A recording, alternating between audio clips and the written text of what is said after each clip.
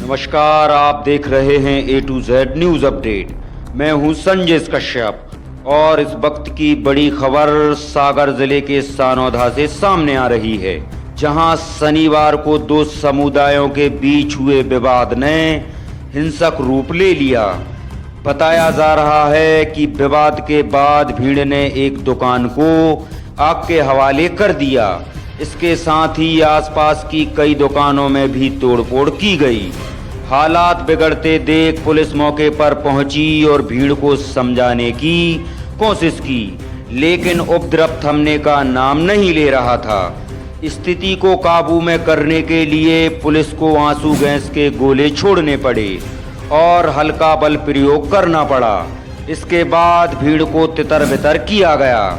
घटना के पीछे की वजह को लेकर नरयावली विधायक प्रदीप लारिया का कहना है कि गांव की एक युवती को एक वर्ग विशेष का युवक अपने साथ ले गया था, जिससे तनाव बढ़ गया। बताया जा रहा है कि आरोपी युवक की आपराधिक पृष्ठभूमि भी रही है। फिलहाल गांव में तनावपूर्ण शांति बनी हुई है। एसपी विकास सहवाल, एएसपी लोकेश सिन्हा, एसडीओपी प्रकाश मिश्रा समेत कई अधिकारी मौके पर मौजूद हैं। एहतियातन इलाके में भारी पुलिस बल तैनात कर दिया गया है। A to Z news update की अपील है कि अफवाहों से बचें और शांति बनाए रखने में प्रशासन का सहयोग करें। हम आपको इस मामले की हर अपडेट सबसे पहले देते रहेंगे। देखिए इस खास रिपोर्ट में। देखिए, आज सानौधा में सभी लोग एकत्रित हैं और बहुत गंभीर विषय है। कल यहाँ की ही बेटी एक कोई मुस्लिम जो क्रिमिनल है वो अगवा करके ले गया है और जिससे यहाँ की गांव के लोग आक्रोशित हैं। इस तरह की ये 5वीं घटना है।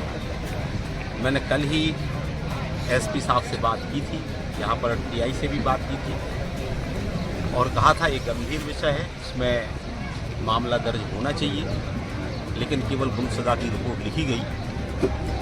हालांकि एक टीम गई है और मालूम पड़ा है कि बहुत जल्दी वो जो व्यक्ति ले गया है वो गिरफ्त में होगा।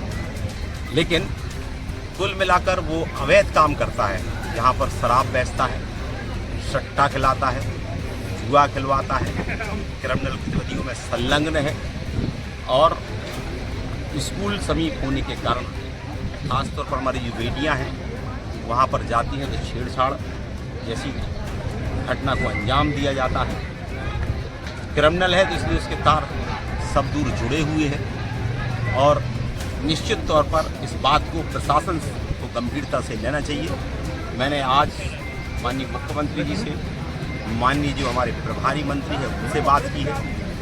एक तो पुरातत्व विभाग की ज़मीन जिस पर सामान्यतः कोई अतिक्रमण नहीं करता है, एक क्रिमिनल व्यक्ति ही ऐसी ज़मीनों पर अतिक्रमण कर सकता है और वहाँ से पूरा अपना रैकेट शराब का, जुआ का, सट्टा का चलाता है, क्रिमिनल गतिविधियाँ करता है।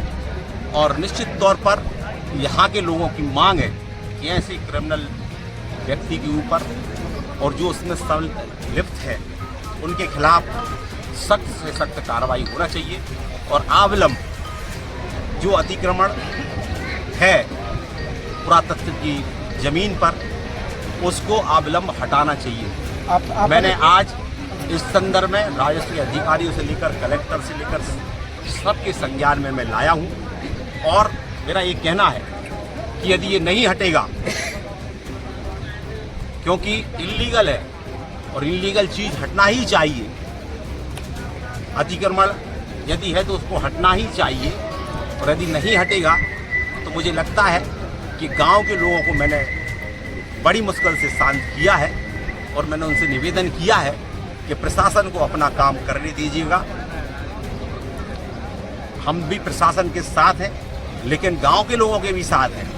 ऐसा इसमें तो इसलिए यदि प्रशासन इसमें किसी प्रकार की वो ऐसा करता है तो मैं समझता हूं कि गांव वाले फिर अभी तो मेरे कहने पर वो मान गए हैं कल के दिन कोई अप्रिय स्थिति होगी तो फिर ये प्रशासन की जिम्मेदारी। भाई साहब इसमें तो थाना प्रभारी का भी हाथ होगा, ये जो शराब बेचते देखिए हैं। इसमें जिसका भी हो, चाहे वो थाना प्रभारी का हो, चाहे थाना प्रभारी का हो, और इसका तो मैं समझता हूँ कि यहाँ के लोग कह रहे हैं कि इसके और आगे कहीं तार जुड़े हैं जो राष्ट्र विरोधी गतिविधियाँ में लिप्त रहते हैं, उनसे भी इनके तार जुड़े हैं।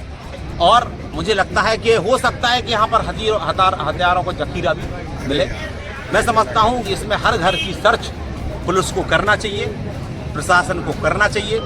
यहाँ पर अवैध हथियार भी मिल सकते हैं, यहाँ शराब भी मिल सकती है, ऐसे अवैध कई चीजें मिल सकती हैं। भाई साहब ये भी बताया जा रहा है कि आज उस लड़की की बारात आने वाली थी, इसमें देखिए यही तो दुखद है कि बड़े योजनाबद्ध तरीके से, और इसमें कोई एक आदमी नहीं हो सकता है, बड़े योजनाबद्ध तरीके से जिस तरह से देश के अंदर वातावरण चल रहा है, ये बहला फुसला कर ऐसी गरीब ऐसी भोली भाली अपना तार बनाते हैं, प्रलोभन देते हैं, कहीं पर